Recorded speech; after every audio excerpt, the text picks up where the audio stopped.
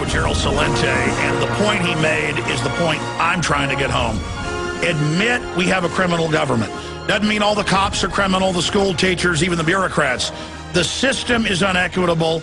It's designed to bring in tyranny, and it's a bunch of insiders who got their people into the bureaucracy in the last 100 years, who have sold us out to foreign banks, and they have a religion. I mean, the globalists admit that they're post-industrializing us for our own good. They're making us poor for our own good, but then they're going to live like kings. And they are going after our First Amendment, everything. And people listening out there, you were getting into your research. They now admit this whole world government. Gerald, you were elaborating on the fact that this is a world government. Looking forward into the future, not just the near future, but out from that, how do you see this ending? Because now the rats are starting to leave the sinking ship.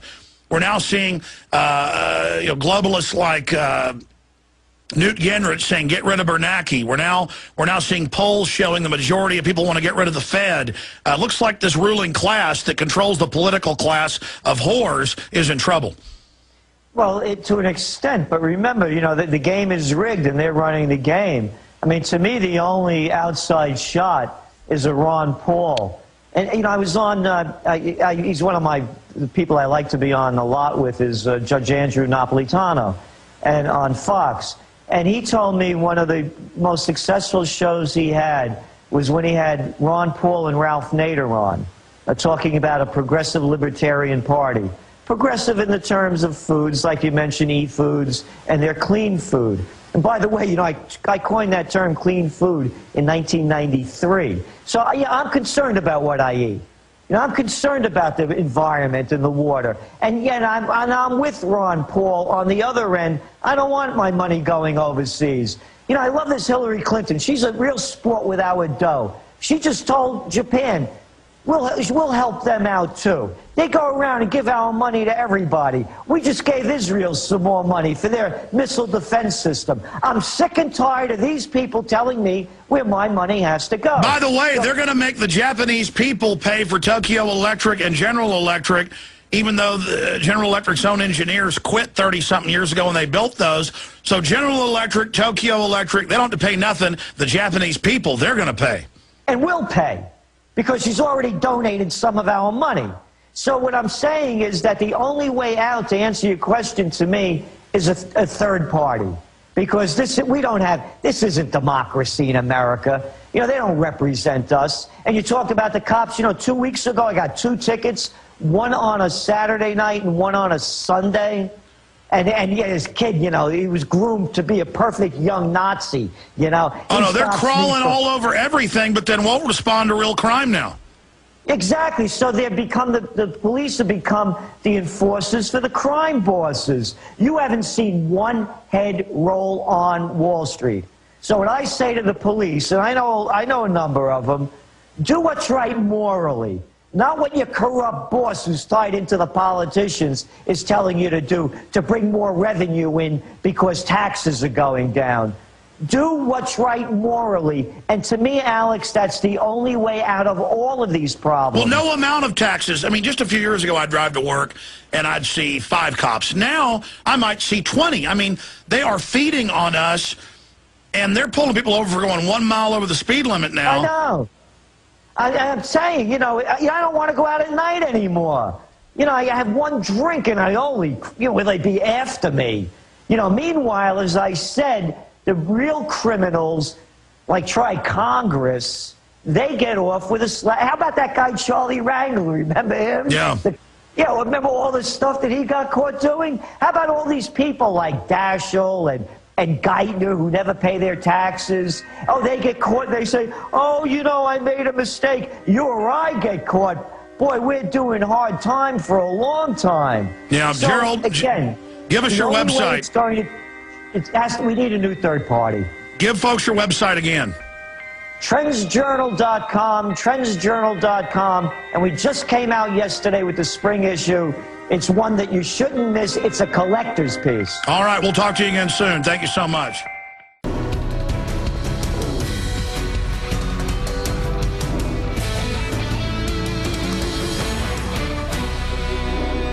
Hello, America. More than 5 years ago, I started warning Americans about the unsustainable path that our government was leading us down under George W. Bush. Again, I told you 3 years ago, and every economic expert laughed me off. Everybody's still talking about signs of our recovery, but today history was made because the thing that would never ever happen took place. The S&P just lowered a U.S. outlook to negative. What does that mean? Well, it used to be stable because America was a stable country. If you go out and get your credit card and you're paying, let's say, 12% interest, and you start to look unstable, you look like you can't pay your bills. Do they raise or lower your interest rates? Does it make it easier or harder for you to get a loan? This is what happened to our country today that everyone has said to me for the last 3 years can never happen. I said it would happen when George Bush was in office. You could only see it coming because it's there. It's the way math is math. I remember having the discussion with you in 2007 about ethanol. 2007, I asked you, how is burning our food supply a good idea? I predicted at the time that we would be hated around the world because people would starve to death so we could have fuel for our cars. Again, I was a fearmonger. At the bottom of the hour, I want the media to report on the fearmongering of the head of the World Bank, who now says we are one world shock away, like an earthquake in Japan, from a global crisis and food prices skyrocketing. And they are skyrocketing. Food prices, let me show you this. Remember, they said last fall, don't listen to Glenn Beck. He's telling you crazy things like store food. Food prices in the last 30 days have gone up almost 1%. Coffee in a year has gone up 3.5%. In a year, meat 7%. Dairy 15% in 30 days. Wheat 3 times, gone up 3 times in 2 years. Corn 100% increase in 6 months. Don't listen to crazy people telling you maybe you should have a little extra on hand. The 912 Super Seniors, we asked them right before Christmas, will you please just go in, because they're telling you no inflation exists. Well, how is that possible? So will you please go into the grocery stores? Well, here's what they found. The price since the 21st of December last year. Ground beef has gone up 11% in your grocery store. 6.6% increase in milk. And cheese, 12%. Now, all 3 of these have something in common. Cows. What do cows eat?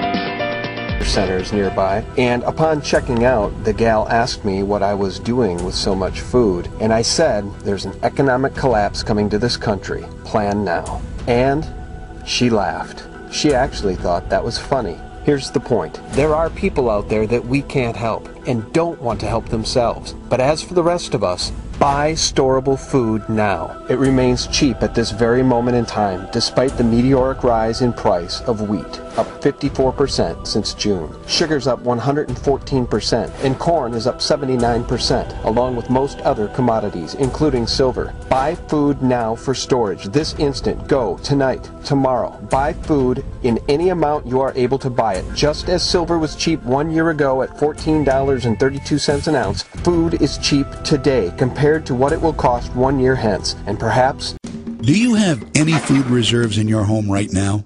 How long could you provide food for your family if the food supply was cut off? A month? A week? 3 days? Wouldn't you feel better if you had the necessary reserves? Have you ever noticed that the more advanced we get, the less prepared we are? Many things that defined life only 100 years ago are so convenient today that we don't really think about what would happen if that convenience were gone. Consider how we get our food. We just go down to the grocery store and grab a few things. But what if something happened that interrupted the food supply to the store? How long would it take for the shelves to be wiped out? What would you do? How long could you and your family survive? You know, for all the other important things in our lives, we have a variety of professionals, from mechanics to doctors, to help cover our bases. Why don't we also have a food professional? Food is our greatest dependency. Yet most of us find ourselves unprepared for the uncertainties that lie ahead. Why take chances? Why not do something about it? You've already taken the first step. Keep moving forward with this tour, and we can help you put a plan together and even show you how to get your food for free.